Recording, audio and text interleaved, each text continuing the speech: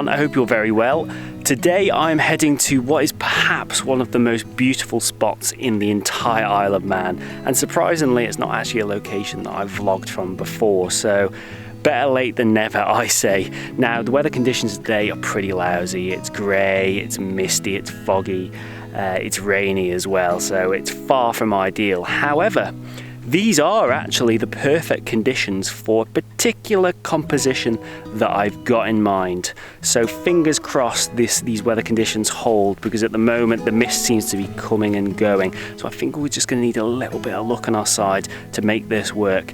But I'm highly optimistic for our chances. So let's head there now.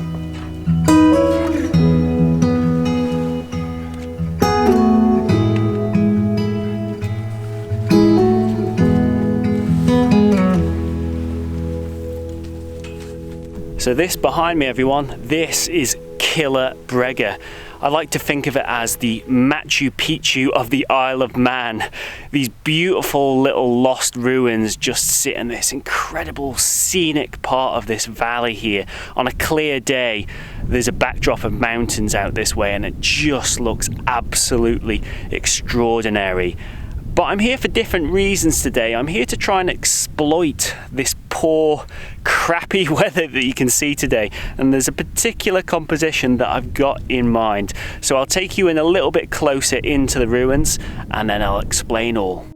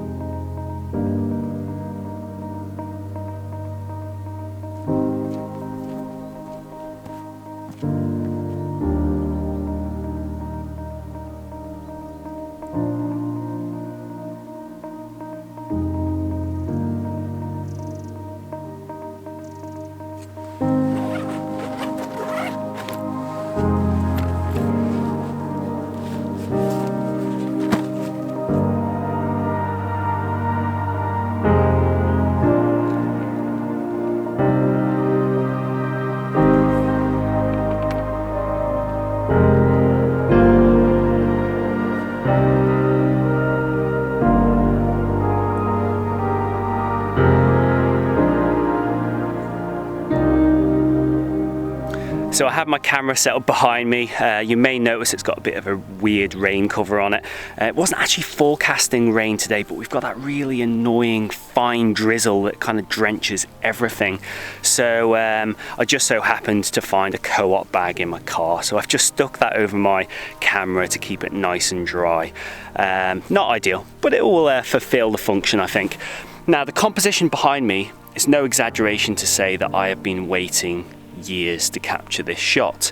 A mixture of just bad circumstances and weather just never really aligning to allow me to come here and shoot it in the optimum conditions has meant that I've just had to wait a long time.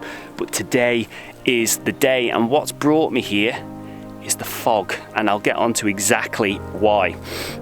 So behind me, this building here is the main focus point in the composition, and it's a beautiful building. It's got such a simple yet striking shape to it, and this gable end here with this solitary window right in the middle of it just looks so eye-catching. So that's going to be the centerpiece of the shot.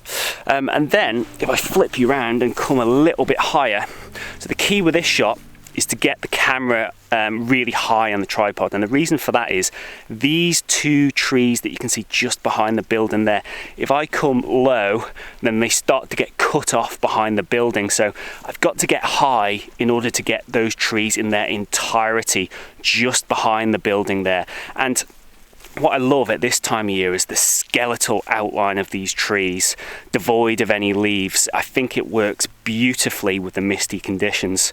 And then behind there you've got a secondary ruined building about there, and then also two other trees just alongside it. And basically the left hand side of my composition is kind of finishing about there, and the right hand side is finishing just about here. And I really think that in terms of a collection of well balanced buildings and trees in the scene, it works absolutely beautiful. It's seriously a shot that I've wanted to capture for a long time. But on to why today is the best day in these dreadful conditions. It's all about the mist for me, because the problem here is on a clear day, the other side of the valley there, which is probably a few hundred meters away, it's very distracting. So it means the skeletal outline of these trees, they just get absolutely lost amongst the brown and greens of the opposite side of the valley, and it just doesn't work. Whereas if you come here on a day like this, I just think it fits into an atmosphere of making these beautiful forgotten buildings just feel so isolated, and it just creates an almost painterly feel, I think, to the actual scene. And that's kind of the feel that I'm going for. I want the eye to focus in on this building, but I really want all of the supporting act in terms of trees and ruined buildings behind to be in the composition, but I want them to be a lot softer, and I don't particularly want the focus primarily on them. So that's what I'm looking to achieve. So I'm going to go back to my camera, get the composition set up, and I'll talk you through the settings that I'm going to use.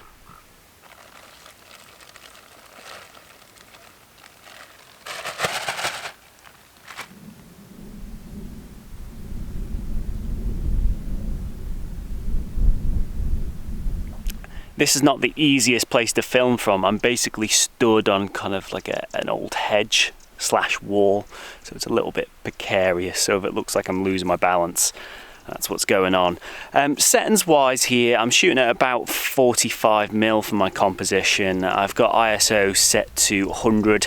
I'm not using any filters whatsoever because there's absolutely no need for them today. I do have my lens hood on, which is really important on days like this.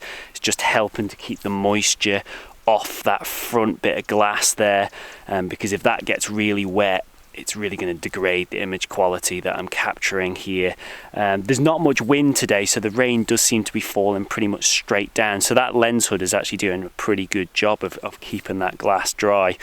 Now, in terms of shutter speed and aperture, I'm going to experiment here because I'm not 100% sure what is going to work best, and I'm really struggling to see the images on my LCD with all of the moisture that's on there. I try and wipe it off, but the rain is coming down at a fairly fast rate here, so I'm really struggling to judge my images. So I'm going to take some images where I'm shooting at a wider aperture to give me a shallower depth of field, to really add some bokeh into these background elements here and make them drop off, which supports the kind of feel that I'm going for with the image, as I explained a bit earlier.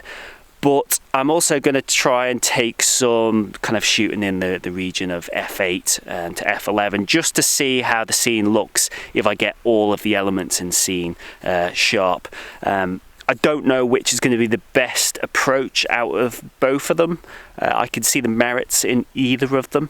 I'll probably only be able to decide when I get them back into post-processing. But I'll pop at the bottom of the image exactly the aperture that I did eventually choose. But yeah, overall I think it's worth the wait. It's so atmospheric here, and this mist just creates a beautiful separation to the scene, a simplicity that otherwise wouldn't be there. And yeah, I'm just really happy that I made it out today.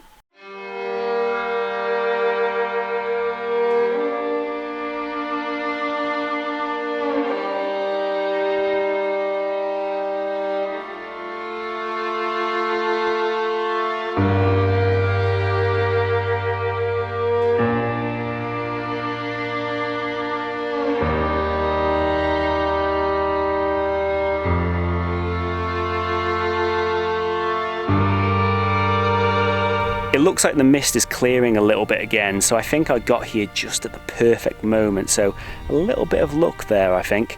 I tell you what, this drizzly rain is really annoying. It drenches you right through, particularly when you're not prepared for it. But I'm not complaining too much because it's just been an absolute magical morning here. It really, really has.